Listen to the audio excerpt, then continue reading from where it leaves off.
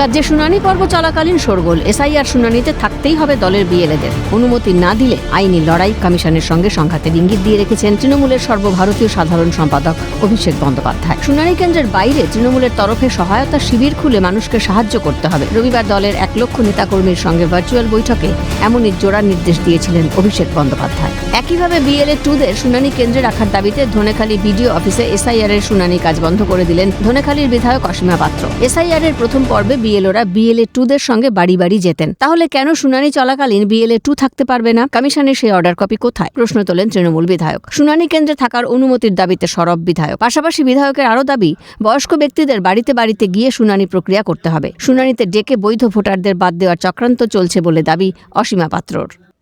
যখন বিএলও বাড়ি বাড়ি যায় তখন বিএলএ 2কে অ্যালাউ করেছিল বাড়ি বাড়ি যাওয়ার জন্য।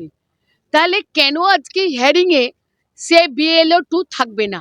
তার অর্ডার কপি কোথায়? যে থাকতে পারবে না সেই অর্ডার কপি দেখাক, তাহলে সেটা আমরা মেনে নেব। কিন্তু তার আগে বিএলএ 2কে অ্যালাউ করতে হবে। এটা হলো প্রথম প্রশ্ন। সিনিয়র সিটিজেন যার 80 বছর 90 বছর বয়স, তাদেরকেও দূর দূরান্ত থেকে এক জায়গায় হিয়ারিং হচ্ছে ব্লকে, এখানে তাদেরকে আসতে হচ্ছে কেন? আজকে আমাদের দাবি সেই সিনিয়র সিটিজেনদের বাড়ি বাড়ি গিয়ে হিয়ারিং করতে হবে। তৃতীয়, যাবে না এবং বৈধ ভোটার অনেক ষড়যন্ত্র করে অত্যাচার করে বৈধ ভোটারদের আজকে বাদ দেওয়ার ষড়যন্ত্র হচ্ছে। এই ষড়যন্ত্র আমরা মানব না। ধনেখালি ব্লকে দীর্ঘ লাইন থাকলেও শুনানির কাজ শুরু করা যায়নি। ফলে শুনানিতে আসা ভোটাররা ক্ষোভ উগরে ফিরে যেতে বাধ্য হন। বাড়িতে সংসার ছেড়ে ভাড়াটাকে এসে বসে আছি, এখন 3টে বেজে গেলে এখনো কোনো কিছুই করা যাচ্ছে না। তাহলে আমাদের কি আর সংসার ধর্ম নেই? ছেলেপুলে নেই বাড়িতে? এখন কাজ বন্ধ আছে? এখন কাজ বন্ধ আছে, চালুই হয়নি। সেই তখন থেকে বসে আছি। 12টা থেকে এসেছি, 12টা থেকে বাচ্চাদেরকে একবার খাইয়ে এসেছি। তারপর এখানে এসে দাঁড়িয়েছি 12টা থেকে 3টে 3:30 বাজছে।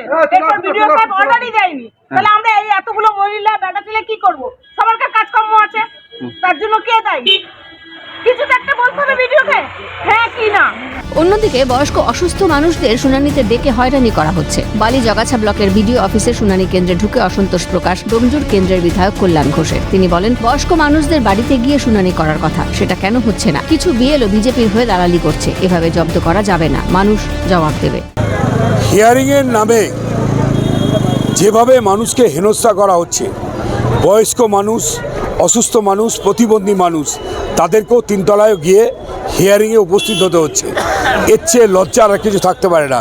নির্বাচন কমিশন ভারতীয় জনতা পার্টির একদম নির্দেশে পশ্চিম বাংলার ভোট কেটে যাতে আগামী দিন বাংলা দখল করা যায় তার প্রচেষ্টা চালাচ্ছে এবং তার দালালি আমাদের এখানকার যারা বিএলও থেকে আরম্ভ করে যারা অফিসার তারাও শুরু করে দিয়েছে।